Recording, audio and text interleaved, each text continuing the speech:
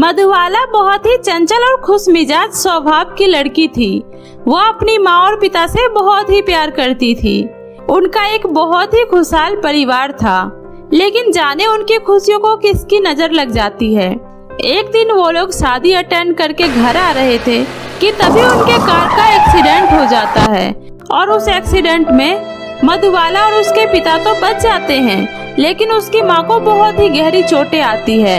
Hospital में पहुँचने के बाद पता चलता है कि उसकी माँ अब इस दुनिया में नहीं रही। माँ उठो ना माँ, ये आपको क्या हो गया माँ? आप कुछ बोलते क्यों नहीं? पापा, माँ को बोलिए ना, मुझसे बात करे। माँ कुछ बोल क्यों नहीं रही है? माँ आप मुझे ऐसे छोड़कर नहीं जा सकती। माँ प्लीज वापस आ जाओ, मैं आपके बिना नहीं रह सकती। प्लीज माँ, अब मुझे कौन अपने हाथों से खाना खिलाएगा? अब कौन मेरा ध्यान रखेगा? माँ। मधुबाला का रो रो कर बुरा हाल हो रहा था। अपनी बेटी की यह हालत देखकर उसके पिता की आंखों में भी आंसू आ जाता है और वो अपनी बेटी को समझाने की बहुत कोशिश करते हैं, लेकिन मधुबाला एक ही जिद लगाकर बैठी थी कि मुझे माँ वापस ला कर दो। 1 महीना हो जाता है, लेकिन मधुबाला के चेहरे से हंसी जैसे गायब ही हो जाती है। वह किसी से भी ना तो बात करती, ना ही किसी से कुछ बोलती है, ना खाती है। अपनी बेटी की यह हालत देखकर उसके पिता राधे श्याम को बहुत ही दुख होता है और वह दूसरी शादी करने का सोचते हैं ताकि मधुबाला को माँ की कमी महसूस ना हो, और वह एक दिन अनुराधा नाम की औरत से दूसरी शादी कर लेते हैं। अनुराधा की पहले से ही एक बेटी होती है, रूमी। राधे श्याम शादी के बाद अनुराधा और उसकी बेटी को अपने घर ले आते हैं और अपनी बेटी से कहते हैं, मधुबाला बेटा ये आपकी नई माँ है। अब से यही आपका ख्याल रखेगी और आपको प्यार भी करेगी, और आपको साथ में आपकी दोस्त जैसी प्यारी बहन भी मिली है, रूमी। अब से आप दोनों एक साथ ही खेलना। पर पापा, ये तो मेरी सौतेली माँ है ना, और सौतेली माँ तो बहुत बुरी होती है। ऐसा नहीं कहते बेटा, ये माँ बहुत अच्छी है। लेकिन मधुबाला मुंह लटकाए वहाँ से अपने कमरे में चली जाती है। आप परेशान मत होइए जी, मैं देखती हूँ। और फिर अनुराधा मधुबाला के कमरे में जाती है। मधुबाला बेटा, कैसी हो आप? कैसी भी हूँ, आपसे मतलब मुझसे बात करने की कोई जरूरत नहीं है, न ही मुझ पर अत्याचार करने की जरूरत है। अगर आपने मुझे परेशान करने की सोची भी तो मैं आपके हाथ तोड़ दूंगी, समझ गई? मुझसे दूर रहो आप। बाप रे, अपनी माँ पर इतना गुस्सा? तुम मेरी माँ नहीं हो, सौतेली माँ हो, और सौतेली माँ बहुत बुरी होती है। अच्छा बाबा ठीक है, सुनो, मैं तुम्हारी सौतेली माँ नहीं बल्कि सगी माँ की तरह ही हूँ। तुम मुझे सिर्फ माँ कहकर ही बुलाना, और मैं तुमसे वादा करती हूँ मैं तुम्हें कभी परेशान नहीं करूँगी। मधुबाला बेटा, मेरे पास आओ मेरी बच्ची। सच माँ। और फिर दोनों खुशी खुशी गले मिलते हैं। अनुराधा मधुबाला को बहुत ज्यादा प्यार करती है और कुछ ही दिनों में मधुबाला अनुराधा से पूरी तरह घुल मिल जाती है। उसे अनुराधा में अपनी सगी मासी ममता दिखाई देती है। अब अनुराधा अपनी बेटी रूमी और मधुबाला को एक समान प्यार करती है। वह दोनों बहनों में किसी भी तरह का कोई भेदभाव नहीं करती है। लेकिन कुछ ही दिनों में रूमी को मधुबाला से बहुत ही ज्यादा जलन होने लगती है। आखिर क्यों उसकी माँ मधुबाला को इतना प्यार कर रही है? एक दिन अनुराधा मधुबाला के लिए बहुत ही सुंदर फ्रॉक लेकर आती है, जिसे देखकर रूमी कहती है, माँ मुझे धीरे धीरे अब सब समझ में आ रहा है। आप अब मुझसे बिल्कुल भी प्यार नहीं करती, सारा प्यार इस मनहूस मधुबाला से करती हो। देखो तो आप इसके लिए कितनी सुंदर फ्रॉक लेकर आई हो और मेरे लिए कुछ भी नहीं लेकर आई। ऐसा लगता है जैसे मैं आपकी सौतेली बेटी हूँ और यह मधुबाला की बच्ची आपकी सगी बेटी है। रूमी, यह तुम कैसी बातें कर रही हो? मैंने कभी भी मधुबाला और तुम में कोई फर्क नहीं किया है। मैं तुम दोनों को एक समान ही प्यार करती हूँ। कल मैं तुम्हारे लिए भी तो फ्रॉक लेकर आई थी। कल मधुबाला के लिए नहीं मिला था, इसीलिए उसके लिए आज फ्रॉक लेकर आई हूँ। फिर तुम्हें ऐसा क्यों लग रहा है कि मैं तुम्हें प्यार नहीं करती? हाँ, आप मुझे प्यार नहीं करती हो। जब देखो इस मधुबाला के बच्चे के आगे पीछे घूमती रहती हो। यह सब सुनकर मधुबाला बोलती है, रूमी मेरी बहन, प्लीज माँ से तो इस तरह बात मत करो। तुम्हें अगर यह फ्रॉक अच्छा लग रहा है तो इसे तुम रख लो, मैं फिर कभी फ्रॉक ले लूंगी। वाह, कितनी भोली बन रही है, जैसे कि तुमने कुछ किया ही नहीं हो। पहले मुझसे मेरी माँ को छीन लिया। पहले मेरी माँ मुझसे कितना प्यार करती थी, पर जब से तुम्हारा साया हमारी जिंदगी में पड़ा है तब से माँ मुझसे बिल्कुल भी प्यार नहीं करती। यह सब तुम्हारी वजह से हुआ है और मैं तुम्हें इसके लिए कभी माफ नहीं करूँगी। इतना बोलकर रूमी गुस्से से वहाँ से चली जाती है। अनुराधा अपनी बेटी को समझाने की बहुत कोशिश करती है, लेकिन रूमी के मन में मधुबाला के लिए पल रही नफरत दिन ब दिन बढ़ती ही चली जाती है। मधुबाला और रूमी एक ही कॉलेज में पढ़ाई किया करते थे। एक दिन उसके कॉलेज में डांस कंपटीशन का प्रोग्राम आयोजित किया गया, जिसमें भाग लेने के लिए मधुबाला और रूमी दोनों ने ही अपना नाम दर्ज करवाया, क्योंकि दोनों बहनों को ही डांस करना बहुत ही ज्यादा पसंद था। घर आकर मधुबाला अपने डांस की प्रैक्टिस में लग जाती है। तभी रूमी उसे डांस करते हुए देख लेती है। अरे नहीं, ये मधुबाला की बच्ची कितना अच्छा डांस कर रही है। अगर ये कंपटीशन में डांस करेगी तो मैं कभी जीत नहीं पाऊंगी। मुझे किसी भी कीमत पर इसे उस कंपटीशन में हिस्सा लेने से रोकना होगा, तभी मैं इस कंपटीशन को जीतकर मुंबई जाने का अपना सपना साकार कर पाऊंगी और मैं अपने सपनों के लिए किसी भी हद से गुजर सकती हूँ। ऐसा सोचकर रूमी एक खतरनाक प्लान बनाती है और मधुबाला को अपने साथ घुमाने के लिए ले जाती है। मधुबाला भी खुशी खुशी रूमी के साथ घूमने चली जाती है। तभी रूमी मौका देखकर एक तेज रफ्तार से आ रही गाड़ी के आगे मधुबाला को जोर से धक्का दे देती है, लेकिन खुशकिस्मती से मधुबाला दूर जाकर गिर जाती है और गलती से रूमी का ही पैर उस कार के नीचे आ जाता है, जिसकी वजह से उसके दोनों पैर कट जाते हैं और वह जोर जोर से रोने लगती है। तभी मधुबाला कहती है, रूमी मेरी बहन, यह सब तुम मेरे साथ करना चाहती थी ना, और देखो यह सब तुम्हारे साथ हो गया। तुम्हारी नफरत ने तुम्हें आज कहाँ पहुँचा दिया। मैं तो तुम्हें कभी सौतेली नहीं समझी, लेकिन तुम मुझे धोखे से घूमने का बोलकर मेरे साथ यह करने जा रही थी। इसके बारे में अगर माँ को पता चला तो उन्हें कितना दुख होगा। रूमी को अपने किए पर बहुत ही ज्यादा पछतावा हो रहा था। वह रोते हुए मधुबाला से माफी मांगती है। मधुबाला अपनी बहन को व्हील चेयर पर बिठाकर घर ले आती है। रूमी की यह हालत देखकर अनुराधा को भी बहुत दुख होता है। उस दिन से रूमी की जिंदगी दुखों से भर जाती है। वो अब पहले की तरह कुछ भी नहीं कर सकती थी। एक दिन मधुबाला कहीं जा रही थी, तभी उसने गांव में कुछ लड़कियों को बातें करते हुए सुना। तुम्हें पता है श्वेता, नदी के पीछे जो काली पहाड़ी है, उसी पहाड़ी के पीछे वाले जंगल में जादुई साड़ी और सैंडलों की खेती होती है। और माँ ये भी बता रही थी कि उस साड़ी को पहनने के बाद बदसूरत लड़की भी खूबसूरत लड़की में बदल जाती है और सैंडल पहनने से लंगड़ा भी तेजी से दौड़ने लगता है। और वह जादुई साड़ी और सैंडल की मदद से तुम जो मांगो वह सब कुछ कर सकती हो। अच्छा, फिर तो हमें उस जादुई साड़ी के खेतों में जाकर खूब सारे सैंडल और साड़ी लेकर आना चाहिए, और उससे तो हम बहुत ही ज्यादा अमीर हो जाएंगे। अरे नहीं हिना, यह सब तो बस कहने की बात है। आज तक उस जंगल में कोई भी नहीं पहुंच सका है, और जो भी गया है अब तक वो वापस नहीं लौटा है। वह जंगल बहुत ही ज्यादा खतरनाक है और वहाँ पर बहुत सारी खतरनाक चुड़ैलें रहती है। मैं तो वहाँ कभी न जाऊँ। दूर खड़ी मधुबाला गौर से उन लड़कियों की बातें सुन रही थी और वह उस जंगल में जाने का सोच लेती है। अगर ये लड़कियाँ सच कह रही है तो मैं वहाँ जरूर जाऊंगी।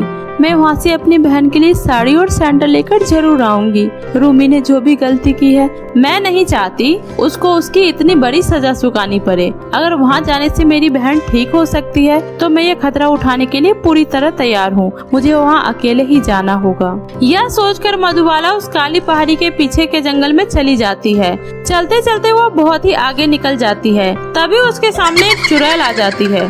हा हा हा हा, ए लड़की, तू मेरे इस खतरनाक जंगल में क्या कर रही है? क्या तुझे किसी ने बताया नहीं कि यह जंगल कितना खतरनाक है? यहाँ जो भी आता है यहाँ से जिंदा बचकर नहीं जाता है। फिर तू यहाँ क्यों खुद को मौत के मुंह में धकेलने आ गई?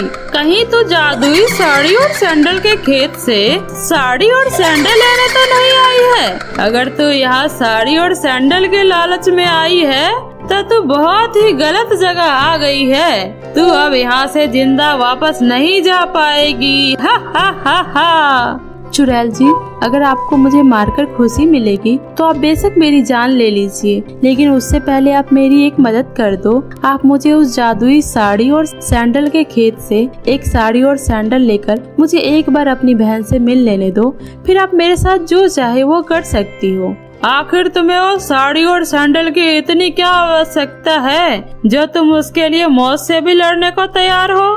फिर मधुबाला चुड़ैल से अपनी अपाहिज बहन रूमी की समस्याओं के बारे में बताती है। चुड़ैल जी, मुझसे मेरी बहन का यह दुख नहीं देखा जा रहा, इसलिए मैं चाहती हूँ कि वह इस जादुई साड़ी और सैंडल की मदद से वो भी पहले की तरह चलने लगे और फिर से हम दोनों एक साथ डांस करे, घूमे फिरे, सब कुछ कर पाए। तुम पहली लड़की हो जो यहाँ लालच से नहीं बल्कि अपनी बहन के प्यार में अंधी होकर यहाँ आई हो। मैं तुमसे बहुत ही ज्यादा खुश हुई। तुम बहुत ही नेक लड़की हो। जादुई खेत तक पहुँचना इतना आसान नहीं है, लेकिन तुम चिंता मत करो, मैं तुम्हें उस जादुई साड़ी और सैंडल के खेत तक पहुँचाऊंगी। आओ आओ मेरे साथ। मधुबाला खुशी खुशी चुड़ैल के साथ जादुई साड़ी और सैंडल की खेतों की तरफ जाने लगती है। उसे वहाँ रास्ते में जो भी कठिनाइयाँ आती वह सब चुड़ैल रोक देती है और इस तरह मधुबाला बड़े ही आराम से जादुई साड़ी और सैंडल के खेत तक पहुँच जाती है। मधुबाला जादुई खेत में से एक साड़ी और एक सैंडल लेकर अपने घर वापस आ जाती है और घर आने के बाद मधुबाला अपनी माँ को जादुई खेत के जादुई साड़ी और सैंडल के बारे में अपनी माँ से बताती है। क्या मधुबाला, मेरी बेटी, तुम काली पहाड़ी वाले उस खतरनाक जंगल में गई थी? अरे वहाँ से तो आज तक कोई भी बचकर वापस नहीं आया है। मेरी बेटी, तुम ठीक तो हो ना? तुम्हें कोई चोट तो नहीं लगी बेटी? नहीं माँ, मैं बिल्कुल ठीक हूँ, आप परेशान मत होइए। मैंने जरूर पिछले जन्म में कोई अच्छे काम किए होंगे, तभी मुझे इस जन्म में बेटी के रूप में तू मिली है। देखा रूमी, जिस सौतेली बहन से तुमने इतनी नफरत की थी, आज वही तुम्हारे लिए मौत के मुंह से जाकर जादुई साड़ी और सैंडल लेकर आई है। यह सुनकर रूमी की आंखों में भी आंसू आ जाते हैं। चांदनी, मेरी बहन, मुझे माफ कर दो, मैंने कभी तुम्हारे प्यार को नहीं समझा। मैं स्वार्थी हो गई थी, जिस वजह से मैंने तुम्हारे साथ बहुत गलत किया। मुझे माफ कर दो मेरी बहन, मैं तो तुम्हारी जान लेने जा रही थी। तुम आज ये साड़ी और सैंडल लाकर मुझे दोबारा से जीवन दान दे रही हो। सच में तुम बहुत महान हो। मैं तुम्हारी जैसे बहन पाकर धन्य हो गई। मुझे माफ कर दो मेरी बहन। रूमी, मेरी बहन, जो हुआ वो सब भूल जाओ और अब जल्दी से ये सैंडल और साड़ी पहन कर दिखाओ।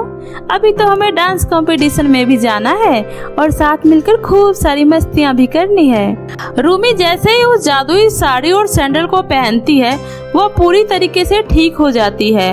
रूमी को पहले की तरह ठीक देखकर सभी बहुत खुश होते हैं और फिर सभी मिलजुल कर एक साथ प्यार से रहने लगते हैं। यह कहानी आज से हजारों साल पहले की है। एक छोटे से गांव में भोला नाम का एक कारीगर रहता था। यूं तो वो अपने कला में बहुत ही माहिर था, लेकिन भोला और सीधा होने की वजह से वह लोगों की सीधी बातें को ही समझता था। उसे चालाकी बिल्कुल भी नहीं आती थी, जिस वजह से हर कोई भोला के भोलेपन का फायदा उठाया करता था, जिस वजह से भोला की माँ फूलमतिया बहुत परेशान रहती थी। जाने मेरे जाने के बाद यह अपना गुजारा कैसे करेगा? हे ऊपर वाले, तूने मेरे बेटे को इतना सीधा क्यों बनाया है? एक दिन जब भोला काम करके घर आया, तब उसकी माँ ने उससे कहा, बेटा, अच्छा हुआ तू आ गया। मैं जरा तेरी बुआ के घर जा रही हूँ, कल आऊंगी। तब तक तू अच्छे से घर की रखवाली करना, अपने दरवाजे को छोड़कर कहीं इधर उधर मत जाना। ठीक है माँ, आप निश्चिंत होकर जाइए, मैं अपने दरवाजे को कुछ भी नहीं होने दूंगा। फूलमतिया चली जाती है। तभी भोला को पता चलता है कि गांव में बहुत बड़ा खेल दिखाने वाला आया हुआ है। अब भोला करे भी तो क्या करे?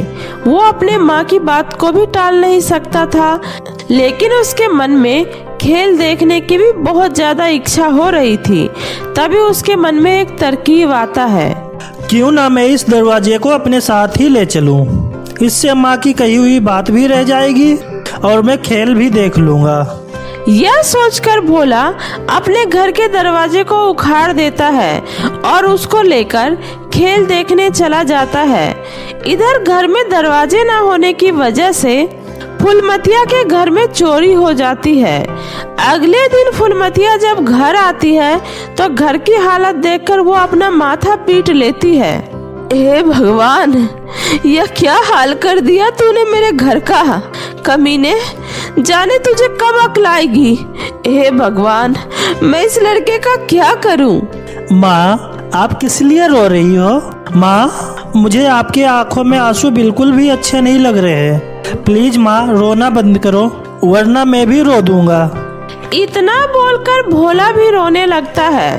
भोला को रोता देख उसकी माँ उसे माफ कर देती है।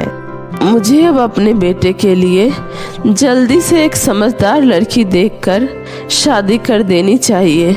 अब बस एक यही रास्ता बचा है, शायद शादी के बाद इसको थोड़ी अकल आ जाए।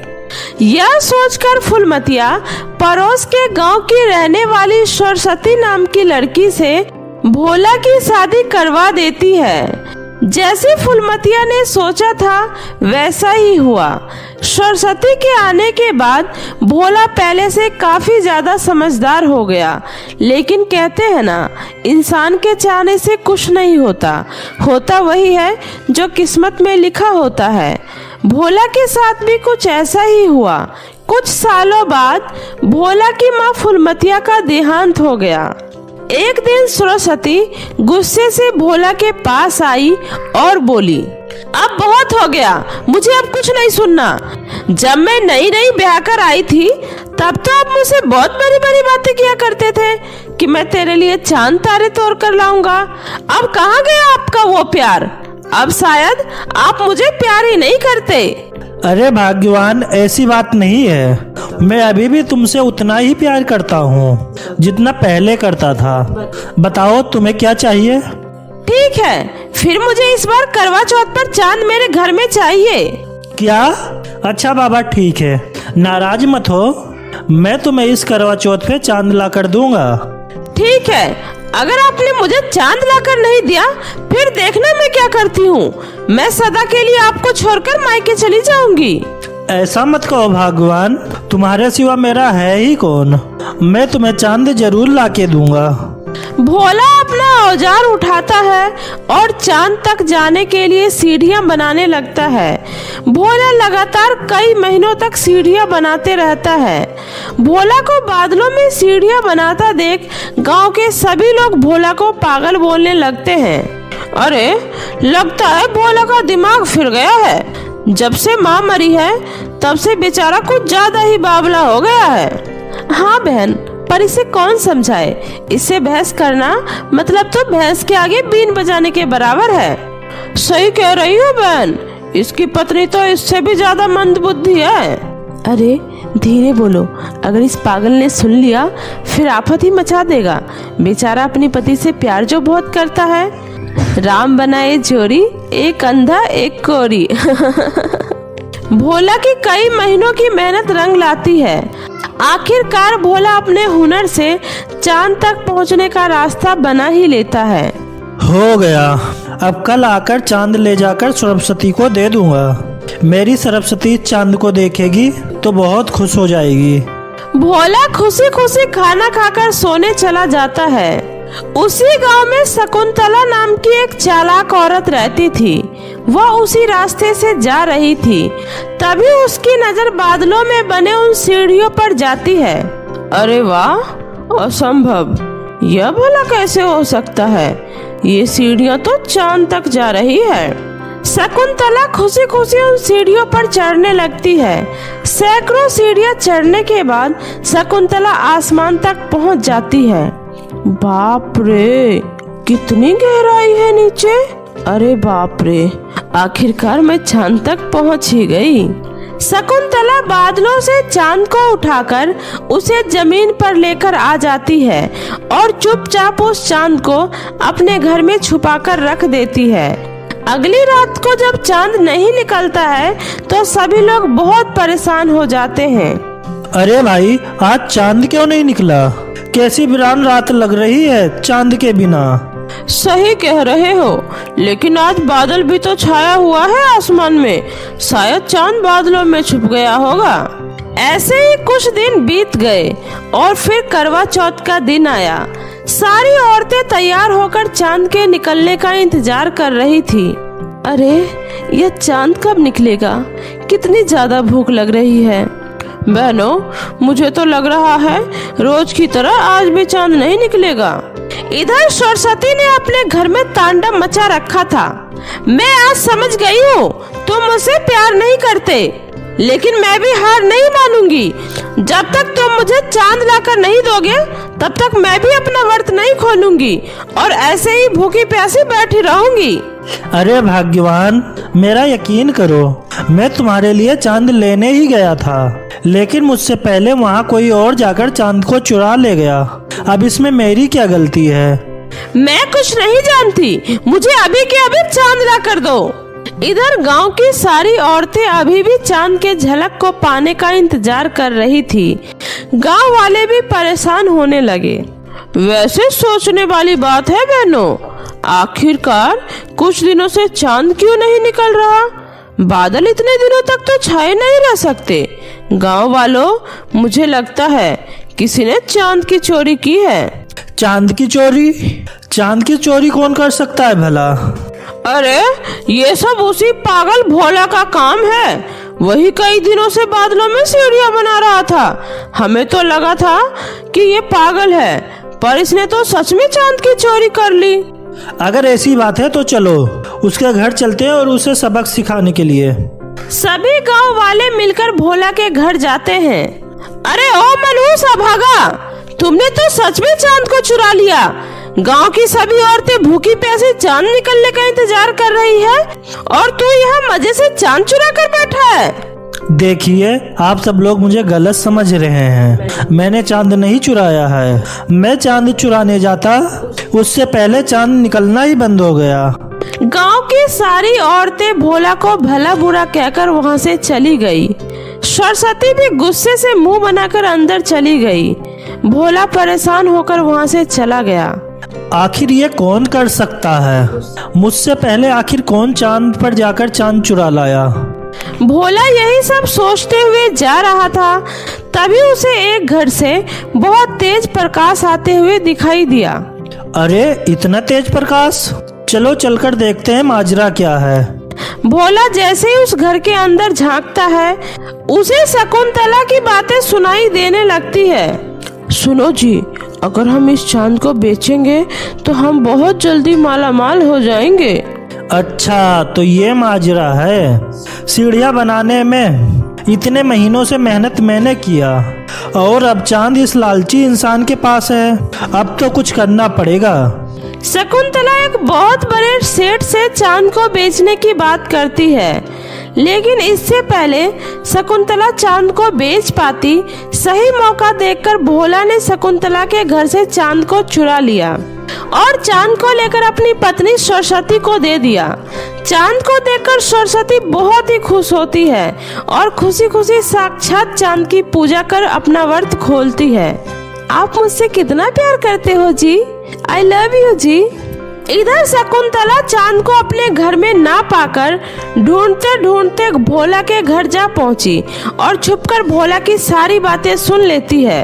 यही सही मौका है। गांव वाले पहले ही भोला से नाराज हैं, क्यों ना आग में घी डालने का काम किया जाए। शकुंतला शोर मचा मचा कर गांव वालों को इकट्ठा करने लगी। अरे गांव वालों, सुनो सुनो, चांद का पता लग गया है। भोला और उसकी पत्नी ने ही मिलकर चांद की चोरी की है। देखो देखो, चांद इन्हीं के पास है। अजी, मैं इस गांव वाले को चांद को नहीं ले जाने दूंगी।